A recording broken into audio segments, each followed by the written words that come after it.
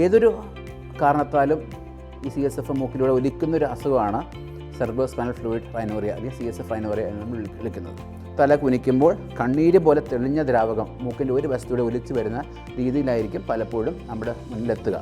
പ്രത്യേകിച്ച് ഒരു അപകടത്തിന് ശേഷമോ അല്ലാതെയോ മൂക്കിലൂടെ ഒലിച്ചു വരുന്ന കട്ടി കുറഞ്ഞ ദ്രാവകം CSF ആകാം എന്ന് നമ്മൾ മനസ്സിലാക്കണം. പ്രത്യേകിച്ച് ബുദ്ധിമുട്ടൊന്നും ഉണ്ടാവില്ല.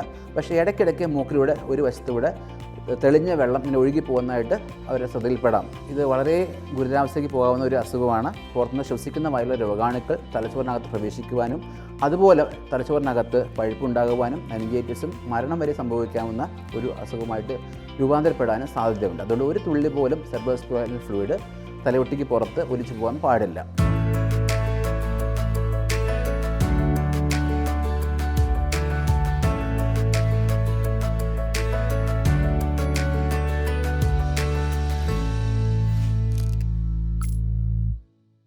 എൻ്റെ പേര് ഡോക്ടർ.പ്രവീൺ ഗോപിനാഥ്. ഞാൻ ആസ്റ്റർ മെഡിസിറ്റിയിൽ ENT സർജനായിട്ട് വർക്ക് ചെയ്യുന്നു. ഇത് നമ്മുടെ ചർച്ചാ വിഷയം സെറിബ്രോസ്പൈനൽ ഫ്ലൂയിഡ് റൈനോറിയ അഥവാ CSF റൈനോറിയ എന്ന വിഷയത്തെക്കുറിച്ചാണ് നമ്മളിന്ന് സംസാരിക്കാൻ പോകുന്നത്. ആദ്യമായി CSF എന്താണ് അല്ലെങ്കിൽ സെറിബ്രോസ്പൈനൽ ഫ്ലൂയിഡ് എന്താണ് എന്ന് നമുക്കൊന്ന് മനസ്സിലാക്കാം.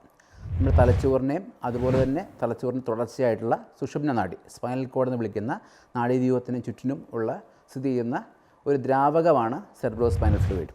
ഈ ദ്രാവകത്തിൻ്റെ പ്രധാന ഉദ്ദേശം എന്ന് പറയുന്നത് തലച്ചോറിനകത്തുള്ള കോശങ്ങൾക്കും അതുപോലെ തന്നെ ഈ സുഷുമ്ന നാഡിയുടെ കോശങ്ങൾക്കും പോഷകങ്ങൾ എത്തിച്ചു കൊടുക്കുക എന്നുള്ളതാണ് ഈ ദ്രാവകത്തിൻ്റെ ധർമ്മം. ഏതൊരു കാരണത്താലും ഈ CSF മൂക്കിലൂടെ ഒലിക്കുന്നൊരു അസുഖമാണ് സെറിബ്രോസ്പൈനൽ ഫ്ലൂയിഡ് റൈനോറിയ അല്ലെങ്കിൽ CSF റൈനോറിയ എന്ന് നമ്മൾ വിളിക്കുന്നത്.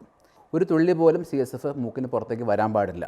കാരണം CSF നഷ്ടപ്പെടുന്നതുകൊണ്ടുണ്ടാകുന്ന ബുദ്ധിമുട്ടല്ല, പക്ഷേ ഏതൊരു പാതയിലൂടെയാണോ ഈ CSF മൂക്കിലൂടെ ചോരുന്നത് അതേ പാതയിലൂടെ പുറത്തുനിന്ന് ശ്വസിക്കുന്നതായുള്ള രോഗാണുക്കൾ തലച്ചോറിനകത്ത് പ്രവേശിക്കുവാനും അതുപോലെ തലച്ചോറിനകത്ത് പഴുപ്പുണ്ടാകുവാനും മെനിഞ്ചൈറ്റിസും മരണം വരെ സംഭവിക്കാവുന്ന ഒരു അസുഖമായിട്ട് രൂപാന്തരപ്പെടാനും സാധ്യതയുണ്ട്. അതുകൊണ്ട് ഒരു തുള്ളി പോലും സെറിബ്രോസ്പൈനൽ ഫ്ലൂയിഡ് തലയൊട്ടിക്ക് പുറത്ത് ഒലിച്ചു പോകാൻ പാടില്ല.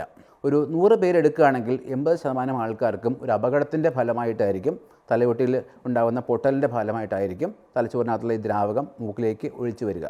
ഒന്നുകിൽ മൂക്കിലേക്ക് നേരിട്ട് ഒലിച്ചു വരികയോ അത് തലച്ചോറിനകത്തുള്ള ദ്രാവകം ആദ്യം മൂക്കിനോട് ബന്ധപ്പെട്ട് കിടക്കുന്ന സൈനസുകൾ, മൂക്കിനോട് ചേർന്ന് കിടക്കുന്ന പൊള്ളയായിട്ടുള്ള വായുസഞ്ചാര അറകളുണ്ട് സൈനസുകൾ, ആ സൈനസിനകത്ത് കെട്ടി നിന്ന് അതിൽ നിന്ന് മൂക്കിലേക്ക് ഒലിച്ചു വരാം. അല്ലെങ്കിൽ പിന്നെ ചെവിയിലൊക്കകത്തേക്ക് തലയൊട്ടിയുടെ പൊട്ടലിലൂടെ ചെവിയിൽ വന്ന് നിറഞ്ഞ് ചെവിയും തൊണ്ടയും ബന്ധിപ്പിക്കുന്ന യുസ്റ്റേഷൻ ട്യൂബ് എന്ന ഒരു കുഴലിലൂടെ മൂക്കിലേക്ക് വരാം. രോഗിക്ക് എങ്ങനെയാണ് അത് അനുഭവപ്പെടുന്നത് ചോദിക്കുകയാണെങ്കിൽ തല കുനിക്കുമ്പോൾ കണ്ണീര് പോലെ തെളിഞ്ഞ ദ്രാവകം മൂക്കിൻ്റെ ഒരു വശത്തൂടെ ഒലിച്ചു വരുന്ന രീതിയിലായിരിക്കും പലപ്പോഴും നമ്മുടെ മുന്നിലെത്തുക. ഉദാഹരണത്തിന് ഒരു അപകടം സംഭവിച്ചിട്ടാണ് ഇത് വരുന്നതെങ്കിൽ മൂക്കിലൂടെ വരുന്ന വെള്ളത്തോടൊപ്പം തന്നെ രക്തം കലർന്നിരിക്കാം. അപ്പോൾ നമ്മളൊരു തുണിയിൽ അത് ഒപ്പിയെടുക്കുകയാണെങ്കിൽ കുറച്ച് നേരം കഴിയുമ്പോൾ ആ നടുക്കും ഭാഗത്ത് ചുവന്ന രക്തക്കറ ഉണ്ടാകും. അതിന് ചുറ്റിനും ഒരു ഹാലോ അല്ലെങ്കിൽ ഒരു നിറമില്ലാത്തൊരു ഭാഗവും കാണാൻ പറ്റും. അപ്പോൾ അത് നമ്മൾ സൂചിപ്പിക്കുന്നത് രക്തത്തിനോട് മിക്സ് ചെയ്ത് വരുന്ന CSF ഇത്തരത്തിൽ പ്രത്യക്ഷപ്പെടാം.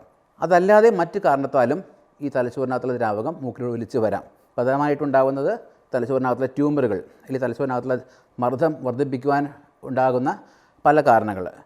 ചില മധ്യവയസ്കരായിട്ടുള്ള സ്ത്രീകളിൽ കാണുന്നൊരു അസുഖമാണ് ബിനൈൻ ഇൻട്രാക്രൈനൽ ഹൈപ്പർടെൻഷൻ. പ്രത്യേകിച്ച് യാതൊരു കാരണവുമില്ലാതെ തലച്ചോറിനകത്തുണ്ടാകുന്ന ദ്രാവകത്തിൻ്റെ പ്രഷർ വർദ്ധിക്കുന്ന ഒരു അസുഖമാണ് ബിനൈൻ ഇൻട്രാക്രൈനൽ ഹൈപ്പർടെൻഷൻ. ഈ അസുഖമുള്ള ആൾക്കാർക്ക് പ്രത്യേകിച്ച് ബുദ്ധിമുട്ടൊന്നും ഉണ്ടാവില്ല. പക്ഷേ ഇടയ്ക്കിടയ്ക്ക് മൂക്കിലൂടെ ഒരു വശത്തൂടെ തെളിഞ്ഞ വെള്ളം ഇങ്ങനെ ഒഴുകി പോകുന്നതായിട്ട് അവരെ ശ്രദ്ധയിൽപ്പെടാം.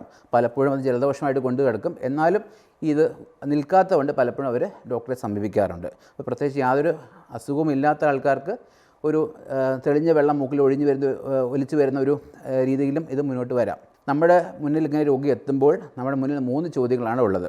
1, ഈ ഒലിച്ചു വരുന്ന ദ്രാവകം CSF തന്നെയാണോ? 2, ഈ തലച്ചോറിനകത്തൂടെ ഈ ദ്രാവകം മൂക്കിലേക്ക് ഒലിച്ചു വരാനുള്ള കാരണം എന്താണ്? 3, എവിടെ നിന്നാണ് ഈ ദ്രാവകം ഒലിച്ചു വരുന്നത്? അതനുസരിച്ച് വേണം നമുക്ക് ചികിത്സാ പദ്ധതി തയ്യാറാക്കുവാൻ. അപ്പോൾ ആദ്യത്തെ ചോദ്യത്തിന് ഉത്തരം നൽകുവാനായിട്ട് നമുക്ക് വളരെ ലളിതമാണ്. മൂക്കിൽ നിന്ന് ഒലിച്ചു വരുന്ന ആ ദ്രാവകം ചെറിയൊരു പാത്രത്തിൽ കളക്ട് ചെയ്തിട്ട് ഏതൊരു ലാബിലും സാധാരണ രക്തം പരിശോധിക്കാൻ സൗകര്യമുള്ള ഏതൊരു ലാബിൽ പോയി നമ്മൾ ആ ദ്രാവകത്തിനകത്തുള്ള ഷുഗർ ടെസ്റ്റ് ചെയ്യുകയാണെങ്കിൽ ഒരു 30-ന് മുകളിലാണെങ്കിൽ അത് ഉറപ്പിക്കാം CSF തന്നെയായിരിക്കും. രണ്ടാമത്തെ ചോദ്യം, എന്ത് കാരണത്താലാണ് ഇത് CSF വരുന്നത് എന്ന് അറിയണമെങ്കിൽ നമുക്ക് CT സ്കാൻ, MRI സ്കാൻ മുതലുള്ള സ്കാനുകൾ ചെയ്യുമ്പോൾ തലച്ചോറിനകത്ത് മുഴകളോ മറ്റെന്തെങ്കിലും അസുഖമോ ഉള്ളതായിട്ട് നമുക്ക് കണ്ടുപിടിക്കാൻ സാധിക്കും. മൂന്നാമത്തെ നമ്മളെ ചികിത്സയെ സംബന്ധിച്ചിടത്തോളം ഏറ്റവും പ്രധാനപ്പെട്ട ചോദ്യമാണ് എവിടെ നിന്നാണിത് വരുന്നത്, അല്ലെങ്കിൽ ഈ പൊട്ടൽ തലയോട്ടിക്കുണ്ടാകുന്ന പൊട്ടലിന് വലിപ്പം എത്രയാണ്, അത് ഏത് ഭാഗത്തു നിന്നാണ് വരുന്നത് എന്ന് മനസ്സിലാക്കണമെങ്കിൽ നമ്മൾ സാധാരണഗതിയിൽ ഒരു നേസൽ എൻഡോസ്കോപ്പി, മൂക്കിനകത്തൂടെ ഒരു കുഴൽ വെച്ചുള്ള ഒരു പരിശോധനയുണ്ട്.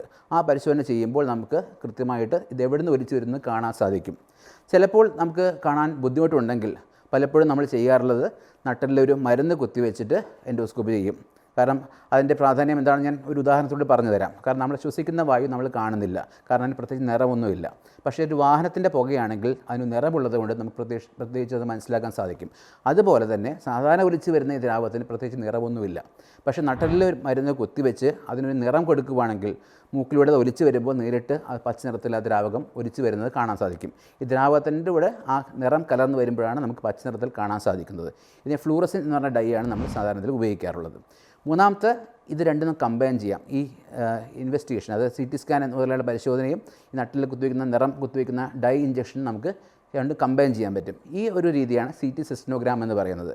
ഒരു നട്ടലിലൊരു ഇഞ്ചക്ഷൻ കൊടുത്ത് ഒരു മരുന്ന് ഒരു നിറം കുത്തിവെച്ചിട്ട് സ്കാൻ ചെയ്യുമ്പോൾ കൃത്യമായിട്ട് ഈ ഏത് ഭാഗത്തു നിന്നാണ് ഈ സീസം മൂക്കിൽ ഒലിച്ച് വരുന്നത് കൃത്യമായിട്ട് അറിയാൻ സാധിക്കും. എല്ലിൻ്റെ പൊട്ടൽ എവിടെ നിന്നാണ്, ആ പൊട്ടലിന് എത്ര വലിപ്പമുണ്ട്, ഏത് ഭാഗത്താണ് സ്ഥിതി എന്ന് വ്യക്തമായിട്ട് അറിയാൻ സാധിക്കും. സാധാരണ ജലദോഷവും സെറിബ്രോസ്പൈനൽ ഫ്ലൂയിഡ് റൈനോറിയയും എങ്ങനെ വേർതിരിച്ചറിയാം എന്നതിനെക്കുറിച്ച് നമുക്ക് സംസാരിക്കാം. സാധാരണ ജലദോഷം വരുമ്പോൾ മൂക്കിൻ്റെ ഇരുവശത്തു നിന്നും കട്ടിയായിട്ടുള്ള സ്രവമാണ് പുറത്തേക്ക് വരുന്നത്. നമ്മൾ ജലദോഷം വരുമ്പോൾ സാധാരണ നമ്മൾ മൂക്ക് ഒരു തൂവാലും തുടയ്ക്കുമ്പോൾ അത് കട്ടിയാവുന്ന നമുക്ക് ശ്രദ്ധയിൽപ്പെട്ട് കാണും. പക്ഷേ അതേസമയം ഒരു സെറിബ്രോസ്പൈനൽ ഫ്ലൂയിഡ് റൈനോറിയ CSF മൂക്കിലൂടെ ഒലിച്ച് വരുമ്പോൾ കണ്ണീര് പോലെ തെളിഞ്ഞ വെള്ളമായിരിക്കും മൂക്കിൻ്റെ ഒരു വശത്തു നിന്ന് മാത്രം വരുന്നത്. ഇത് നമ്മൾ സാധാരണ ജലദോഷമല്ലാതെ നമ്മളെ തിരിച്ചറിയാനുള്ളൊരു സൂചനയാണ്. മാത്രമല്ല നമ്മൾ മലന്ന് കിടക്കുമ്പോൾ ഈ ദ്രാവകം തൊണ്ടയിലേക്ക് എത്തുമ്പോൾ ചെറിയൊരു ഉപ്പ് രസം അതിന് പലപ്പോഴും നമുക്ക് ശ്രദ്ധിക്കാൻ സാധിക്കും. അതുപോലെ മലന്ന് കിടക്കുമ്പോൾ ചുമയും ഉണ്ടാവാം. ഇതെല്ലാം നമ്മൾ സാധാരണ ജലദോഷത്തിൽ നിന്ന് ഈ CSF റൈനോറിയ എങ്ങനെ വ്യത്യസ്തമാവുന്നതിനെക്കുറിച്ച് നമുക്കുള്ള സൂചനകളാണ്. പണ്ടുകാലത്ത് തലവെട്ടി തുറന്നുള്ള ഓപ്പറേഷനായിരുന്നു ഈ അസുഖത്തിന് നമ്മൾ ചെയ്തുകൊണ്ടിരുന്നത്. പക്ഷേ ഈ അടുത്ത കാലത്ത് കഴിഞ്ഞ 20-25 വർഷമായിട്ട് നമ്മൾ അവലംബിക്കുന്നത് തലവെട്ടി തുറക്കാതെ മൂക്കിനകത്തൂടെയുള്ള താക്കോൽദ്വാര ശസ്ത്രക്രിയയിലൂടെയാണ് ഈ നമ്മളെ അസുഖം ഭേദപ്പെടുത്തുന്നത്. ഇതിൻ്റെ വ്യത്യാസം എന്താണെന്ന് വെച്ചാൽ നമുക്ക് രോഗിക്ക് വളരെ കുറച്ച് ദിവസങ്ങൾ മാത്രം ആശുപത്രിയിൽ കിടന്നാൽ മതി എന്നുള്ളതും വളരെ പെട്ടെന്ന് സുഖം പ്രാപിക്കാൻ സാധിക്കും എന്നുള്ളതുകൊണ്ടും ജീവിതകാലം മുഴുവൻ മറ്റ് അസുഖങ്ങൾക്കുള്ള മരുന്നുകൾ, ഉദാഹരണത്തിന് തലവെട്ടി തുറന്നു ചെയ്യുമ്പോൾ പലപ്പോഴും ജീവിതകാലം മുഴുവനും അപസ്മാരത്തിനുള്ള മരുന്നുകൾ കഴിക്കേണ്ടതായിട്ട് വരാം. മാത്രമല്ല സ്ഥിരമായിട്ട് നമുക്ക് നമ്മുടെ മണം അറിയാനുള്ള ശക്തി, ഘ്രാണശക്തി നഷ്ടപ്പെട്ടു പോകാനുള്ള സാധ്യതയുണ്ട്. എന്നാൽ താക്കോൽദ്വാര ശസ്ത്രക്രിയയിലൂടെ നമ്മൾ ഈ ഓപ്പറേഷൻ ചെയ്യുമ്പോൾ രോഗിക്ക് ഡിസ്ചാർജ് ആയ ശേഷം പ്രത്യേകിച്ച് വലിയ മരുന്നുകളൊന്നും നൽകേണ്ടി വരില്ല എന്നുള്ളതാണ് ഇതിൻ്റെ പ്രാധാന്യം. മാത്രമല്ല ചുരുങ്ങിയ ദിവസങ്ങൾ മാത്രം ആശുപത്രിയിൽ കിടന്നാൽ മതിയാകും. പുറമെ യാതൊരു പാടും കാണുന്നില്ല മൂക്കിൻ്റെ ഭാഗത്ത്. അതുപോലെ തന്നെ പെട്ടെന്ന് സുഖമാകുന്നു എന്നുള്ളതാണ്, പ്രത്യേകിച്ച് കോംപ്ലിക്കേഷൻ ഒന്നുമില്ലാതെ സുഖമാകുന്നു എന്നുള്ളതാണ് ഇതിൻ്റെ പ്രത്യേകത. മാത്രമല്ല തലയൊട്ടി തുറന്ന് ചെയ്യുന്ന ഓപ്പറേഷനേക്കാൾ വളരെയധികം വിജയസാധ്യത കൂടിയുള്ള ഒരു ഓപ്പറേഷനാണ് താക്കോൽദ്വാര ശസ്ത്രക്രിയയിലൂടെ ചെയ്യുന്ന endoscopic cerebrospinal fluid leak repair. അപ്പോൾ വളരെ ലളിതമായിട്ട് മൂക്കിനകത്തൂടെ തന്നെ, പ്രത്യേകിച്ച് ഗുരുതരാവസ്ഥയിലേക്ക് പോകാതെ തന്നെ ഇത് റിപ്പയർ ചെയ്യാൻ സാധിക്കും. രോഗിക്ക് ഏകദേശം ഒരാഴ്ച കൊണ്ട് വീട്ടിലേക്ക് പോകാൻ സാധിക്കും. അതിനുശേഷമുള്ള ബുദ്ധിമുട്ടുകൾ വളരെ കുറവായിരിക്കും. മാത്രമല്ല പഴയ രീതിയേക്കാളും വിജയസാധ്യത വളരെയധികം കൂടുതൽ എന്നുള്ളത് ഈ ഒരു ചികിത്സാ രീതിയുടെ പ്രാധാന്യം വർദ്ധിപ്പിക്കുന്നു. ഇത്തരം ശസ്ത്രക്രിയയ്ക്ക് ശേഷം ഏകദേശം ഒരാഴ്ച വരെ രോഗിക്ക് ഞങ്ങൾ ബെഡ് റെസ്റ്റ് നിർദ്ദേശിക്കാറുണ്ട്. ഒരാഴ്ച വീട്ടിൽ പോയാലും കഴിയുന്നതും ഒരു മാസം ആയാസകരമായ ജോലികളൊന്നും ചെയ്യാതിരിക്കുക. പ്രത്യേകിച്ച് ഭാരം ഉയർത്തുന്ന ജോലിയോ അല്ലെങ്കിൽ മറ്റേതെങ്കിലും ആയാസകരമായിട്ടുള്ള യോഗ അഭ്യാസം അല്ലെങ്കിൽ നിസ്കരിക്കുക, ഇതെല്ലാം ഒരു മാസം അല്ലെങ്കിൽ 1 മാസം മുതൽ 3 മാസം വരെ ഒരു കാലഘട്ടത്തിൽ നമ്മൾ ഒഴിവാക്കേണ്ടതായിട്ട് വരും. അധികം സ്ട്രെയിനുള്ള കാര്യങ്ങൾ പലതും അവോയ്ഡ് ചെയ്യേണ്ടതായിട്ട് വരും. അതിനുശേഷം മറ്റേത് രോഗിയെപ്പോലെയും പ്രത്യേകിച്ച് ഫോളോ അപ്പിൻ്റെ ആവശ്യമില്ല എന്നുള്ളതാണ് ഈ ചികിത്സാ രീതിയുടെ പ്രത്യേകത. പിന്നെ ഈ നേരത്തെ ഞാൻ സൂചിപ്പിച്ച പോലെ മറ്റു പല അസുഖത്തിൻ്റെയും ഭാഗമായിട്ടുണ്ടാകുന്ന CSF ലീക്ക് ഉണ്ടാകാം. തലച്ചോറിനകത്ത് മുഴയുണ്ടെങ്കിലോ തലച്ചോറിനകത്തുള്ള ഒരു പ്രഷർ കൂടുന്ന അസുഖത്തിൽ ഭാഗമായിട്ടാണ് ലീക്ക് ഉണ്ടാകുന്നതെങ്കിൽ അത്തരം രോഗികൾക്ക് ആ ട്യൂമറിൻ്റെ നീക്കം ചെയ്യുവാനുള്ള ഓപ്പറേഷൻ ന്യൂറോ സർജൻ്റെ കൂടെ നമ്മളത് ചെയ്യുന്നതായിരിക്കും. ഒന്നുകിൽ ഒരേ സമയത്ത് തന്നെ അല്ലെങ്കിൽ ഘട്ടം ഘട്ടമായിട്ട് ആ ഓപ്പറേഷൻ നമ്മൾ ചെയ്യുന്നതായിരിക്കും. മാത്രമല്ല അത്തരം രോഗികൾക്ക് പിന്നീട് അസുഖം വരുന്നില്ല എന്ന് ഉറപ്പ് വരുത്തുവാനായിട്ട് കാലാകാലങ്ങളിൽ ഫോളോ അപ്പ് അത് CT ആയിട്ടോ MRI ആയിട്ടോ നമുക്ക് ചെയ്യേണ്ടതായിട്ട് വരും. അപ്പോൾ ചുരുക്കി പറയുകയാണെങ്കിൽ മൂക്കിലൂടെ ഒലിച്ച് വരുന്ന കണ്ണീര് പോലെ തെളിഞ്ഞ ദ്രാവകം, മൂക്കിന് ഒരു വശത്ത് നിന്ന് മാത്രം വരുന്ന കണ്ണീര് പോലെ തെളിഞ്ഞ ദ്രാവകം ഒലിച്ച് വരികയാണെങ്കിൽ ആ CSF ആകാം എന്നുള്ളതൊരു നമ്മൾ മനസ്സിലാക്കിയിരിക്കുക. പ്രത്യേകിച്ച് അപകടത്തിന് ശേഷമാണ് സംഭവിക്കുന്നതെങ്കിലോ മറ്റ് യാതൊരു രോഗലക്ഷണവും ഇല്ലാതെ തന്നെ ഇങ്ങനെ മൂക്കിൽ നിന്ന് ഒലിച്ച് വരികയാണെങ്കിലോ നമ്മൾ CSF ആകാം എന്നുള്ളൊരു ധാരണ നമ്മൾ മനസ്സിൽ വെക്കുക. എപ്പോഴും ഒരു ENT ഡോക്ടറെ കണ്ടിട്ട് ഈ ഒലിച്ചു വരുന്നത് CSF തന്നെയാണോ എന്നുള്ളത് തീർച്ചപ്പെടുത്താൻ നിങ്ങളെല്ലാവരും ശ്രമിക്കണം. കാരണം ഇത് വളരെ ഗുരുതരാവസ്ഥയ്ക്ക് പോകാവുന്ന ഒരു അസുഖമാണ്. എന്നാൽ വളരെ ലളിതമായിട്ടുള്ള ടെസ്റ്റുകൾ വഴി ഇത് കണ്ടുപിടിക്കാനും സാധിക്കും, ലളിതമായിട്ട് തന്നെ അത് ചികിത്സിക്കാനും സാധിക്കും. അപ്പോൾ ജലദോഷം എന്ന് തെറ്റിദ്ധരിച്ച് അത് വെച്ചുകൊണ്ടിരിക്കാതെ ഇത്തരം സിംറ്റംസ് വരുമ്പോൾ തന്നെ ഒരു ENT സർജനെ കണ്ടിട്ട് നിങ്ങൾക്ക് ഇത് CSF തന്നെയാണോ എന്ന് നമുക്ക് തീർച്ചപ്പെടുത്താൻ സാധിക്കും. നിങ്ങൾക്ക് ഈ വിഷയത്തെക്കുറിച്ച് എന്തെങ്കിലും സംശയമുണ്ടെങ്കിൽ എപ്പോഴും ഞങ്ങളെ സമീപിക്കാം. നിങ്ങൾക്ക് നിങ്ങളുടെ അഭിപ്രായങ്ങളും നിർദ്ദേശങ്ങളും സംശയങ്ങളും ഇവിടെ കമൻറ്റ് ബോക്സിൽ രേഖപ്പെടുത്താം. ഞങ്ങൾ ഉറപ്പായിട്ടും അതിന് മറുപടി നൽകുന്നതായിരിക്കും.